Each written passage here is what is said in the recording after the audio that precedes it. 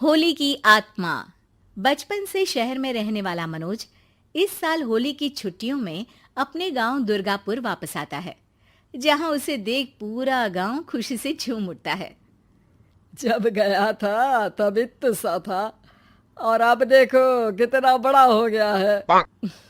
हाँ सरपंच जी, जब मैं गया था तब आप भी बहुत जवान थे और अब देखो कितने बूढ़े हो गए हैं आप। चलो चलो बढ़िया है। बच्चा घर वापस आ गया। इसी खुशी में आज रात पार्टी होगी। क्या बात है, गांव में भी पार्टियां होने लगी। वैसे अगर पार्टी की बात है तो आज क्यों सीधा होली पार्टी करते हैं। होली पार्टी की बात सुन चहल पहल में अचानक सन्नाटा छा जाता है, जिसे देख मनोज को कुछ अजीब लगता है, लेकिन तभी सरपंच बात पलट देता है। अब बहुत देर हो गई, चलो सब अपने घर चलो, पार्टी के बारे में कल सोचेंगे।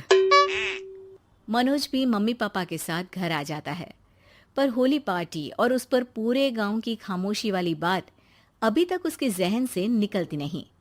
पापा, होली पार्टी की बात पर सब चुप क्यों हो गए थे? अरे होगी उनकी कोई अपनी बात। मुझे गांव की पंचायती थोड़ी पता है। थक गया हूँ, चलो सो जाते हैं, कल बात करते हैं। पापा की बात मानते हुए मनोज भी सोने चला जाता है। आज तो छुपा लिया, लेकिन हफ्ते बाद जब होली का दिन आएगा तब इसे कैसे रोकोगे? अगली सुबह सूरज के साथ ही मनोज भी गांव घूमने निकल जाता है, जिस पर रास्ते में उसे अपनी ही उम्र के कुछ लड़के भी मिलते हैं, जिनसे दोस्ती कर अब वो उनके साथ घूमने लगता है। इसी तरह कुछ दिन बीत जाते हैं और होली नजदीक आने लगती है। दोस्तों, होली में 4 दिन ही बचे हैं, पर गांव में उसकी कोई तैयारियां क्यों नहीं दिख रही? क्योंकि यहाँ होली नहीं मनाई जाती। अरे पर ऐसा क्यों? वो राजा भूषण। अरे तुम 4 दिन के लिए आए हो, क्या इतना सोच रहे हो? चलो कुछ खाने चलते हैं। इसी के साथ एक बार फिर होली की बात को टलते हुए देख मनोज को शक होने लगता है। वो घर पहुंचते ही इंटरनेट पर अपने गांव और राजा भूषण के बारे में जानकारी निकालने लगता है। क्या? मुझे आज तक ये नहीं पता था। ऐसा कैसे? किसी ने मुझे कुछ बताया क्यों नहीं? सारी जानकारी लेने के बाद मनोज गांव वालों या अपने मम्मी पापा से कुछ पूछे बिना खुद ही उसकी सच्चाई के बारे में छानबीन करने लगता है, जिसके चलते वो राजा भूषण की हवेली में पहुंचता है। वाह, क्या हवेली है यार। पर क्या यहाँ सच में कोई भूत है? हेलो भूत जी, कोई है क्या? हम इस साल गांव में होली सेलिब्रेट कर रहे हैं, क्या आप उस पर थोड़ा इंटरव्यू देंगे? मनोज के ऐसा बोलते ही गांव में तूफान उठ जाता है और हवेली में रखी सारी चीजें हिलने लगती है। एक अदृश्य शक्ति मनोज को धक्का देकर हवेली से बाहर निकाल दरवाजा बंद कर लेती है। ये सब देख मनोज हैरान रह जाता है। क्या अभी मुझे हवा ने धक्का देकर बाहर निकाल दिया? मेरे होते हुए इस गांव में कभी होली नहीं मन सकती, इसलिए दोबारा ऐसी कोशिश भी मत करना, अंजाम बुरा होगा। आवाज सुन मनोज हैरानी से इधर उधर देखने लगता है, पर उसे कोई दिखाई नहीं देता। वो गांव वापस आ जाता है, जहां तूफान की वजह से सब कुछ तहस महस हो चुका होता है। आखिर ये तूफान आया कैसे? ना ऐसा कोई मौसम था और ना ही हमने होली का त्योहार मनाने की बात की थी।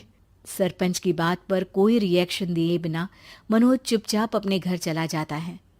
इस तरह देखते ही देखते होली का दिन भी आ जाता है और मनोज रंग लेकर गांव में निकल जाता है, लेकिन गांव पूरी तरह खाली होता है। अरे त्योहार का दिन है, धूमधाम की जगह मातम क्यों मनाया हुआ है? मनोज की आवाज सुन सब अपने घर की खिड़कियां खोल के घर के अंदर से ही उसे वापस जाने के लिए कहने लगते हैं, पर वो किसी की नहीं सुनता। तुझे पहले भी समझाया था, अगर होली खेलने की कोशिश भी की तो अच्छा नहीं होगा। अरे बात मान लो बेटा, तुम्हें सच नहीं पता।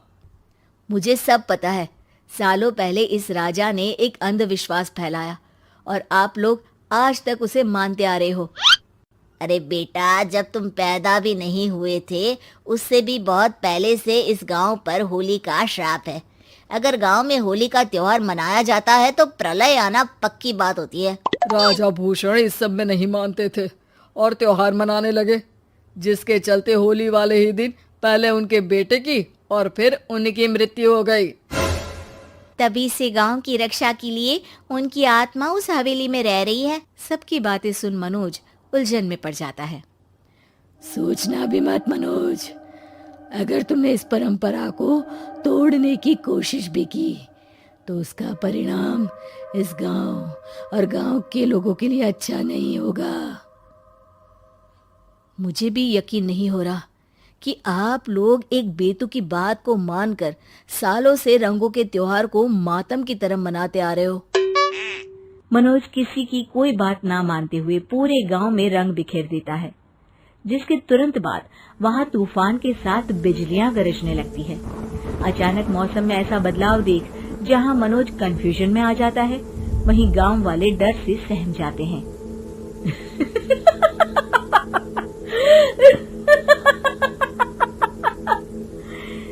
इस लड़के ने हमारे जैसे सिर्फ अपने स्वार्थ के लिए नहीं बल्कि पूरे गांव की खुशियों के लिए यहाँ होली मनाई है, जिस वजह से अब इस गांव पर होली का श्राप टूटता है।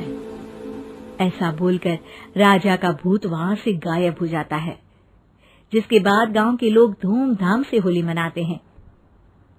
खुशियों के रंग गांव में बिखरे ही होते हैं कि अगली सुबह अचानक मनोज कहीं गायब हो जाता है और एक बार फिर गांव में होली का नया राज शुरू हो जाता है।